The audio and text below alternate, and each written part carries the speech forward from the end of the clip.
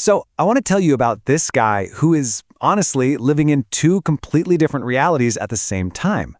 In one world, he's this legendary underground techno DJ. In the other, he's an inventor, a deep tech entrepreneur, and a duke? How in the world do those two things connect? Well, let's dig in. And this quote right here, this is kind of our key to understanding him. It's this whole philosophy of just diving into the unknown, chasing after whatever is complex and fascinating. It just nails the whole vibe of the man we know as Motoe Haus. So let's start with the world he's most famous for. All right, so first, let's step into his most public space, the world of high-intensity, pulse-pounding electronic music. And let me tell you, in this world, he is an absolute titan. To call him a veteran doesn't even do it justice. I mean, we're talking over 1,500 live shows. That's him commanding stages all over the globe, from massive festivals to the sweatiest, most exclusive underground clubs.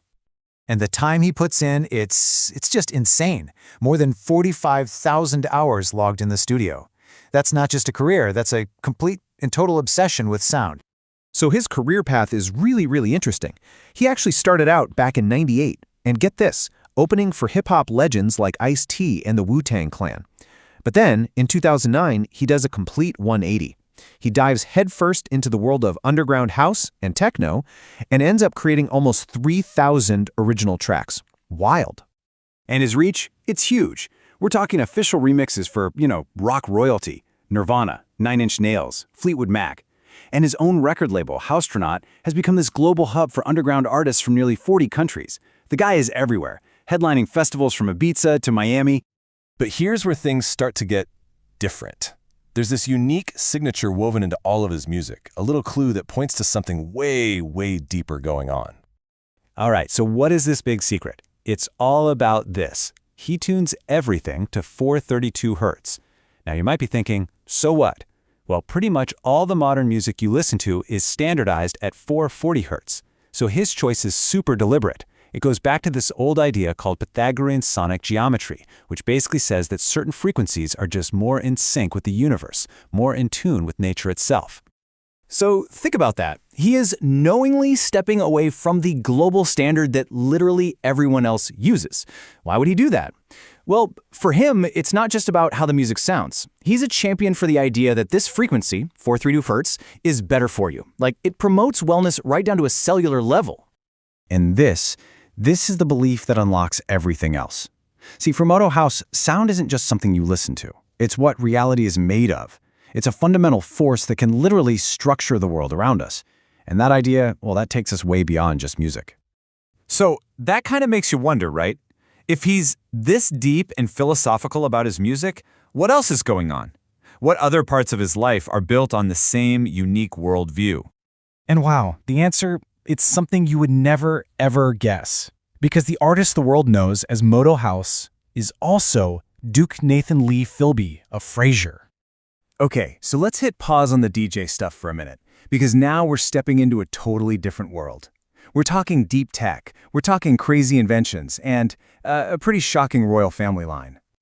So who is this other guy, this Duke? Well, he's a technologist, he's an entrepreneur, he's an innovator in wellness science, he's the founder of a company called H4320 and runs another venture called Fraser VV, and they are developing stuff that sounds like it's pulled straight out of a sci-fi movie. Okay, so the big question is, how does a globe-trotting techno DJ also become a Duke who's a high-tech inventor? How do you even square that circle?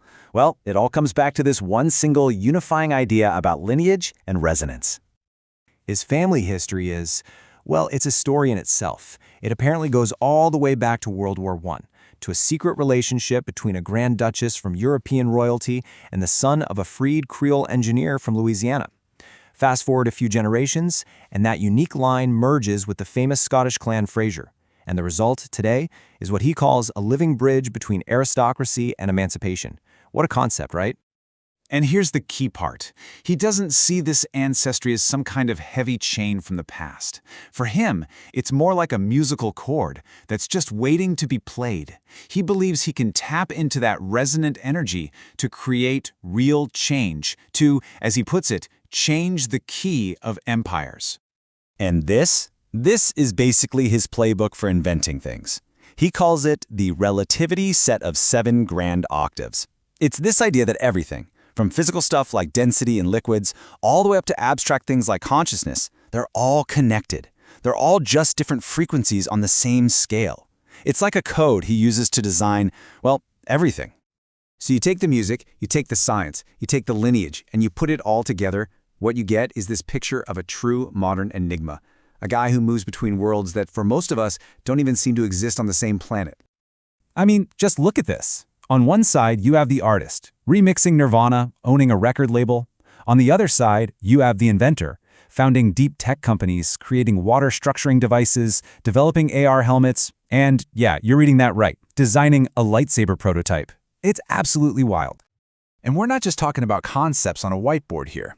His companies are actually developing real, tangible products. You've got the H4320 bottle that structures water, nanotech fabrics that can shield you from waves, and yes, that patent-pending VV Blade core. And it all ties back to that core philosophy of resonance and frequency. You know, this quote, which comes straight from his own press kit, just kind of sums it all up, doesn't it? There's a self-awareness there. He knows he's a puzzle. He understands that this combination of identities is complex and maybe intentionally mysterious. He literally defines himself as an enigma. So, where does that leave us? What do you even call him? Is he an artist who became an inventor, a duke with a passion for techno, or is he maybe something else entirely? A master storyteller, weaving art, science, and lineage into a whole new kind of modern myth. You know, maybe the point isn't to try and stick a label on him, but to just listen for the incredible resonance he creates between all these different worlds.